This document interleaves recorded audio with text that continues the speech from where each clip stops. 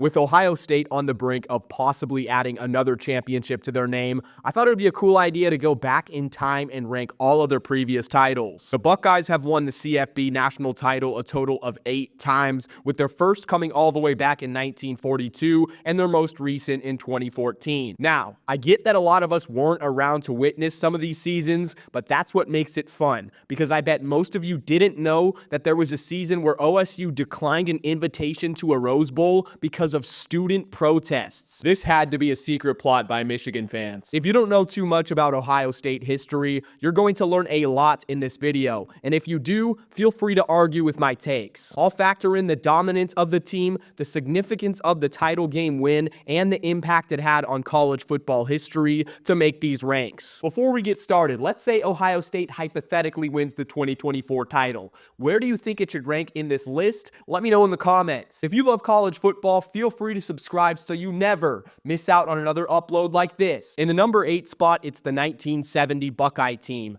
In most tier lists or ranking videos, choosing the dead last spot is very difficult as there's not much separation in the bottom group, but this one was so easy, and you'll understand in a moment. This was title number 5 for legendary head coach Woody Hayes, and his team was of course packed with talent, All-Americans, and a bunch of guys taken during April's NFL draft. The Bucs went 9-0 in the regular season, beating number 4 Michigan and winning the Big Ten. The only problem? They lost their last game of the season, and you heard that right. Ohio State lost to Stanford in the Rose Bowl by 10 points and still were named co-national champions with Texas, according to the Pro Football Foundation. This is how weird things were in the old days of college football. Championships were always being disputed amongst multiple teams, and due to this anticlimactic ending, it's clear 1970 was the worst out of all of Ohio State's national titles. Number 7. The 1957 season. This team talent-wise didn't stack up to any on the list, but it's better than 1970 just because of its underdog charm. Woody Hayes' team didn't have much expectation to succeed this season at all. They weren't ranked in the top 25 to start the year, and they were upset by TCU at home in week 1, so it looked as if the Buckeyes were doomed from the start. But instead, they went on a tear, winning 8 straight games and getting an invite to the Rose Bowl where they beat Oregon in a defensive grinder 10-7. The lack of overwhelming dominance keeps this title lower on the list, but still, it was a testament to Hayes' coaching and a gritty team. Next up, 1942. It was Ohio State's first title, and it came under head coach Paul Brown.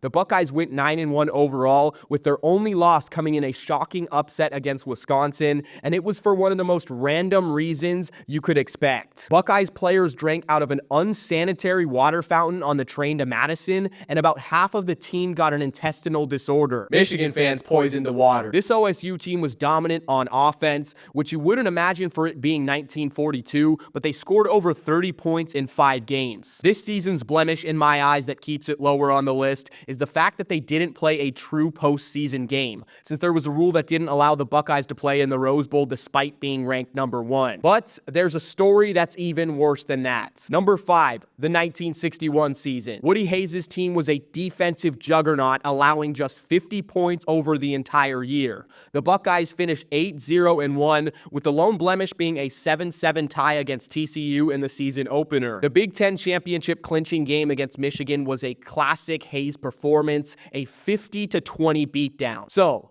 all of this sounds awesome. Why isn't this in the top 3? There was a controversy. University officials cited concerns about the emphasis on athletics over academics as a reason for them to decline an invitation to the Rose Bowl. And students at the school backed this too. Just brutal. Here in 2025, it feels like the norm is for universities to be more concerned about athletics over academics, so look how far we've come. 1961. Awesome Ohio State team, but no legendary bowl finish keeps it at number 5. Now we're getting into the good ones, starting with 1968 and Woody Hayes. The best moment in the regular season is when OSU faced at the time number 1 Purdue and showed them who the real number 1 should be, winning 13-0. There were a couple close calls, but the team went 10-0, plus a dramatic Rose Bowl victory over USC where they were down in the game and came back. By the way, this USC team had a chill guy on it who definitely wouldn't turn out to have any issues with his wife in the future. Ohio State did their best to shut down running back O.J. Simpson and take it by a score of 27-16. The reason why this season is at number 4 is because I think number 3 is almost identical, but with slightly more dominant wins. Number 3, 1954.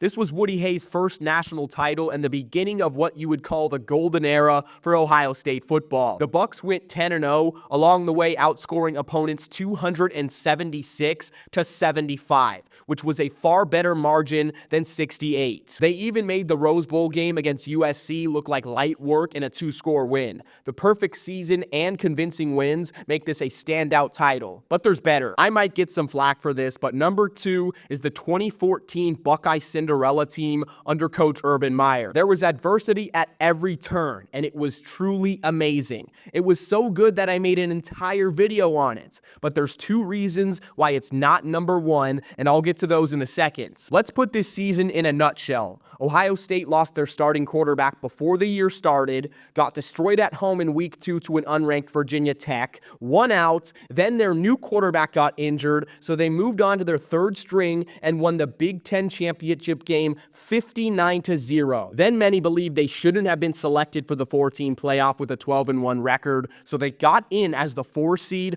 upset a Nick Saban Alabama dynasty run, and dominated the national championship game against Oregon 42-20. Plus, this OSU squad had memorable names like Ezekiel Elliott, Joey Bosa, and of course, America's darling, Cardale Jones. I would completely understand if you would have this at number 1 on your list, but I can't put it there because there was a blemish. That one loss to Virginia Tech was huge, and there's another season that was perfect. Second, the national championship win over Oregon wasn't as big or dramatic as number 1 on the list is. Without further ado, the best Ohio State national championship in school history, it's the 2002 title. Under second-year head coach Jim Tressel, Ohio State went a perfect 14-0. They were led by quarterback Craig Krenzel and a ferocious defense known as the Silver Bullets. Although the Buckeyes weren't overly dominant in the regular season with some close call wins, the Fiesta Bowl national championship makes up for it because they beat Miami. Now, if you're a newer fan of college football, you'll think, okay, Miami, so what? During the late 90s and early 2000s, the Hurricanes were an absolute powerhouse. Going into the Natty against Ohio State, Miami was the defending national champs with one of the most elite rosters ever during that run, and the Hurricanes were riding a 34-game win streak. The Buckeyes won a double overtime classic that can be argued as one of the most entertaining Natties ever seen, with the goal line stand heard round the world. This win was even more significant considering it broke the dreaded 34-year OSU title drought.